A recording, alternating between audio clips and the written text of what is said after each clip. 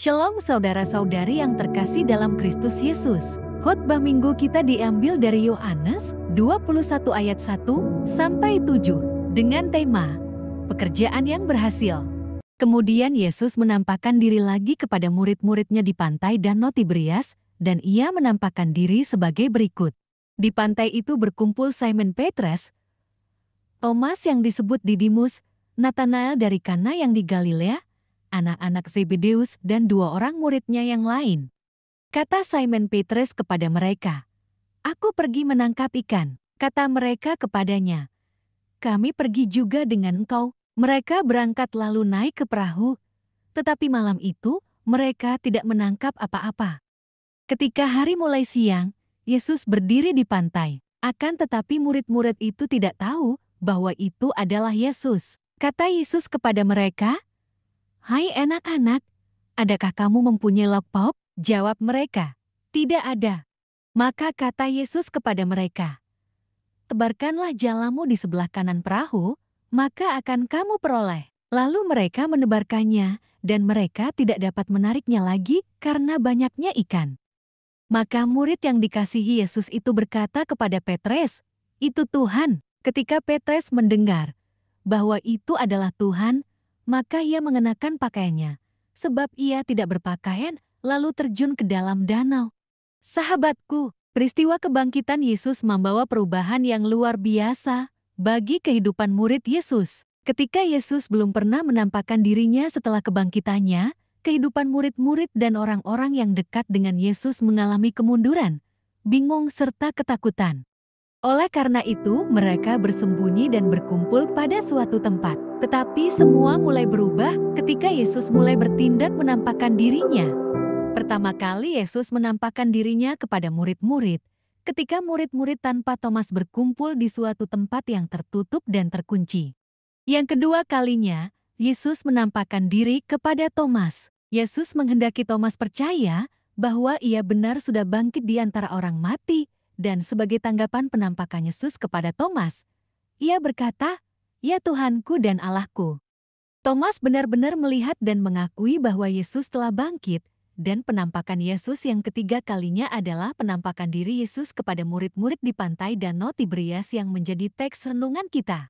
Dalam setiap penampakan tersebut, Yesus memiliki tujuan dan membuktikan bahwa ia sungguh-sungguh telah bangkit dan menang terhadap maut. Dan ia juga menegaskan kembali kepada murid-muridnya bahwa ia sungguh-sungguh telah bangkit dan menang terhadap maut. Sahabatku, penampakan Yesus di Danau Tiberias adalah penampakan yang ketiga kalinya yang dicatat oleh Yohanes. Setelah lama menanti untuk melihat Yesus yang telah bangkit, akhirnya Simon Petrus mengambil inisiatif untuk pergi ke danau menangkap ikan, mungkin dalam persediaan makanan yang sudah menipis. Atau mungkin juga untuk mengusir rasa bosan dan ketidakpastian akan harapan mereka untuk bertemu dengan Yesus. Hal itu disambut oleh murid-murid yang lainnya. Karena itu pergilah mereka ke danau untuk menangkap ikan. Tetapi mereka tidak mendapatkan apa-apa. Menjelang siang hari mereka akan mendarat, Yesus menampakkan dirinya dan berkata, "Hai anak-anak, adakah kamu punya lauk pauk?" Jawab mereka, "Tidak ada." Lalu Yesus memerintahkan mereka menebarkan jala, dan akhirnya jala mereka penuh dengan ikan-ikan yang sangat besar.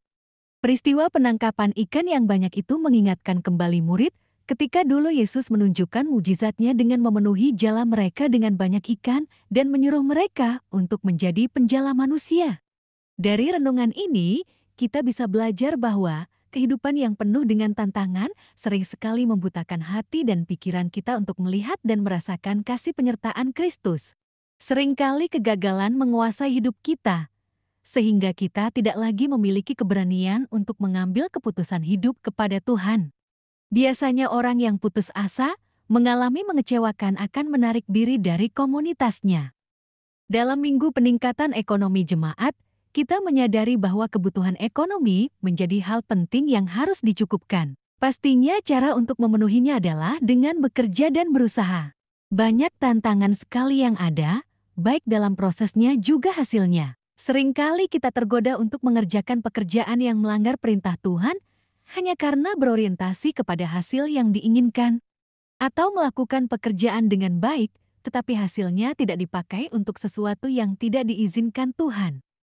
Oleh karena itu, diperlukan prinsip yang benar untuk menyediakan dan memakai segala sesuatu yang kita miliki, seturut firman Tuhan, agar kebutuhan ekonomi tercukupkan dan menjadi kemuliaan bagi nama Tuhan. Tetapi malam itu mereka tidak menangkap apa-apa. Ayat 3, bahwa pekerjaan Petrus sebelum mengikut Yesus adalah seorang pencari ikan atau nelayan. Biasanya waktu yang tepat untuk menangkap ikan adalah pada malam hari. Namun yang terjadi mereka tidak menangkap apa-apa. Apa yang terjadi? Ternyata mereka mengalami kekosongan hidup. Artinya adalah, bagaimanapun usaha kita dalam hidup ini, jika tidak bersama-sama dengan Tuhan, tidak akan memperoleh hasil apa-apa dan akan sia-sia. Semua pekerjaan yang kita lakukan tanpa Tuhan tidak akan membawa sukacita. Hai anak-anak, adakah kamu mempunyai lauk pauk? Ayat 5, sebenarnya Yesus sudah mengetahui bahwa mereka tidak mempunyai apa-apa untuk diberikan. Namun dari bahasa sederhananya, kita mungkin bisa terjemahkan, ada yang bisa saya bantu? Artinya adalah, itulah respon Tuhan dalam penderitaan umatnya, bahwa Tuhan siap mengulurkan tangan pengasihannya. Setiap saat Tuhan siap membantu dan menolong kita. Maka jangan pernah berputus asa, sebab Allah mengetahui pergumulan kita. Ingatlah selalu bahwa Allah senantiasa ingin mengulurkan tangannya untuk menolong kita. Tinggal kita bagaimana merespon pertolongan Tuhan itu. Tebarkanlah jalamu. Ayat 6, sedangkan malam hari mereka tidak dapat menangkap ikan, apalagi di siang hari, adalah sesuatu yang mustahil. Tetapi itulah Allah, bahwa tiada yang mustahil baginya. Tuhan akan berkarya di luar logika manusia. Kata kunci untuk perbuatan Allah yang ajaib itu adalah setiap orang yang mau melakukan perintah Tuhan akan mendapatkan pertolongan. Seandainya mereka tidak melakukan apa yang disuruh oleh Yesus, mungkin mereka tidak akan mendapat sukacita. Itu Tuhan. Ayat 7, ini adalah tindakan yang tepat untuk merespon pertolongan Tuhan. Ketika Tuhan bertindak menyelamatkanmu, maka katakanlah ini perbuatan Tuhan. Artinya, kita mengenal Tuhan ketika Tuhan bertindak dalam hidup kita. Maka jangan pernah sombong ketika kita berhasil dalam hidup ini, katakanlah semuanya adalah karena pengasihan Tuhan. Inilah sukacita hidup bersama-sama dengan Tuhan, sebagai lambang perjamuan dengan Tuhan. Secara fisik engkau tidak dapat melihat Tuhan, tetapi Tuhan itu hidup dan hadir di tengah-tengah kehidupan kita untuk memberikan sukacita dan pengharapan. Berjalanlah bersama Yesus supaya engkau tidak kecewa. Jangan andalkan logikamu, tetapi andalkanlah imanmu bahwa Tuhan itu hidup dan senantiasa memperhatikan kehidupanmu.